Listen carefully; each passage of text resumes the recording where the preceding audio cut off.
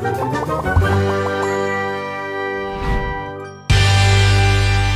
Stories की दुनिया। गन्ना जूस वाला।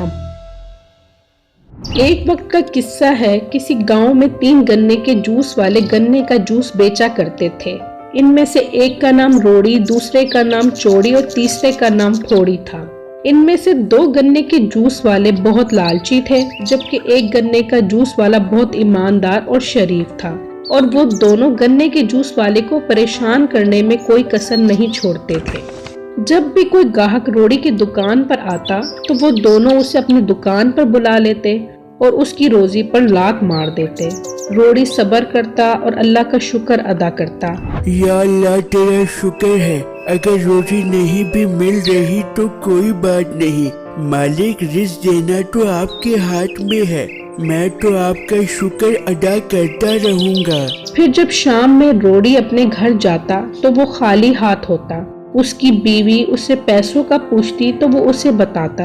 बेगम, आज फिर उन दोनों ने मेरे सारे ग्राहक मुझसे छीन लिए हैं। वो रोज मेरे साथ ऐसा ही करते हैं, मुझे बहुत परेशानी होती है। ये सुनकर उसकी बीवी ने कहा कि आप अपने गन्ने वाले की रस की रेड़ी किसी और जगह लगा लें।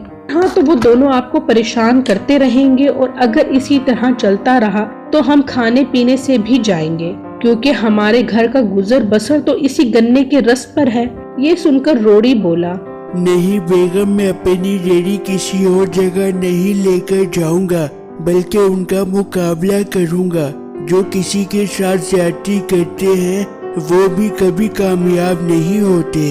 इन दोनों को इनके किए का फल जरूर मिलेगा। एक दिन रोड़ी अपने गन्ने के रस के ठेले पर खड़ा था कि ग्राहक उसकी रेड़ी पर आया। अरे रोड़ी भाई, एक झकास गन्ने का रस बना कर दो और जरा अदरक भी डाल देना बीच में। ये सुनकर चौड़ी बोला, अरे भाई, आप क्या उसके गन्ने का रस मांग रहे हैं? उसके रस में से बहुत गंदी बदबू आती है। मैंने कल उसके गन्ने का रस सूंघ लिया तो मेरे कसम से नाक के बाल ही जल गए। ये सुनकर ग्राहक बोला, क्या रोड़ी भाई, तुम्हें शर्म नहीं आती? इतना गंदा रस बेच रहे हो तुम लोगों की जानों के साथ खेल रहे हो। मुझे तुम्हारी शिकायत करनी पड़ेगी। ये सुनकर रोड़ी बोला, नहीं भाई, ये झूठ बोल रहा है। मेरे गन्ने ताज़ा हैं और मैं इन्हें साफ रखता हूँ, आप पीकर तो देखो। नहीं रोड़ी, मुझे नहीं पीना तुम्हारा बदबूदार गन्ने का रस। ये सुनकर चौड़ी बोला, हाँ भाई, ना पीना उसके गन्ने का रस। मेरी दुकान पर आए, मैं जनाब को ताज़ा ताज़ा मीठा मीठा खुशबूदार गन्ने का रस बनाकर देता हूँ। ये देखिए मेरा छम छम करता लश्कारे मारता गन्ने का रस। चौड़ी भाई, आपका गन्ने का रस तो बहुत अच्छा नजर आ रहा है, जरा दे मुझे 1 गिलास गन्ने का रस। फिर चौड़ी ने गन्ने के रस का गिलास उस ग्राहक को दिया। ग्राहक वो रस पी गया। फिर चौड़ी बोला, हाँ भाई, अब बताएं कैसा लगा आपको मेरा छम छम करता गन्ने का रस? चौड़ी भाई, मजा ही आ गया आपकी गन्ने का रस पीने का। चौड़ी भाई, आपका शुक्रिया अदा करता हूँ कि आपने मुझे रोड़ी की गन्ने की बदबूदार रस से बचा लिया। भाई, लोगों की खिदमत करना तो मेरा फर्ज है। फिर ग्राहक ने उसे पैसे दिए और अपनी गाड़ी में बैठा और वहाँ से चला गया। रोड़ी बहुत उदास हुआ और उसने चौड़ी को कहा, भाई तुम मेरे साथ ठीक नहीं कर रहे, ये गलत बात है। तुम दोनों मेरे साथ जाती कर रहे हो, इस तरह तुम दोनों अपनी रोजी हराम कर रहे हो। ये सुनकर चौड़ी बोला, अबे ओ बंदर की पूछ, दिमाग की दही मत कर। अगर इतना ही बुरा लग रहा है तो यहाँ से चला जा। क्यों बगैरत बनकर खड़ा है? ये तो शुक्र अदा कर कि हम तुझे यहाँ खड़ा होने देते हैं। ये सुनकर रोड़ी बोला, ठीक है भाई, आप जाती करते रहो जितनी करनी है, मैं भी सब्र करता रहूँगा, लेकिन एक दिन आपको आपके किए का फल जरूर मिलेगा।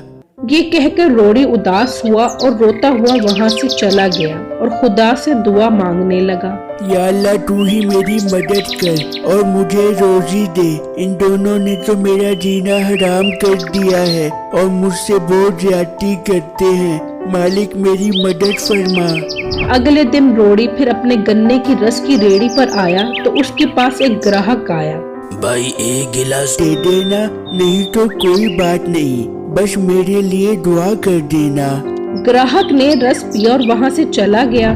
अगले दिन ग्राहक अपनी गाड़ी में आया और रोड़ी की रेहड़ी के पास अपनी गाड़ी खड़ी कर दी और फिर काफी सारा सोना और पैसा उसकी रेहड़ी पर रख दिया और कहा, भाई कल आपने मेरी मदद की थी। उस वक्त मेरे पास पैसे नहीं थे और मैं मुश्किल में था। आपने साथ दिया, ये सब मेरी तरफ से आपको इनाम है। ये कहकर ग्राहक अपनी गाड़ी में बैठा और वहां से चला गया। चोड़ी और फोड़ी हैरान हो गए कि ये सब क्या हो गया। फिर चोड़ी बोला, रोड़ी भाई, ये ग्राहक कल मैंने आपको दिया था, तो इन पैसों में से मेरा भी हिस्सा बनता है, वो आप मुझे देंगे? ये सुनकर रोड़ी गुस्से से बोला, अपना मुंह धो कर आओ, 1 नहीं 10 बार, और अगर हो सके तो चिल्लू भर पानी में भी डूब मरो। फिर रोड़ी वो पैसा और सोना लेकर अपने घर जाने लगा और खुदा का शुक्र अदा करने लगा। अगर आपको मेरी स्टोरी अच्छी लगी तो इस वीडियो को लाइक करें और मेरे चैनल को सब्सक्राइब करें और मुझे कमेंट बॉक्स में अपनी राय से जरूर आगाह कीजिएगा कि आपको मेरी स्टोरी कैसी लगी। शुक्रिया।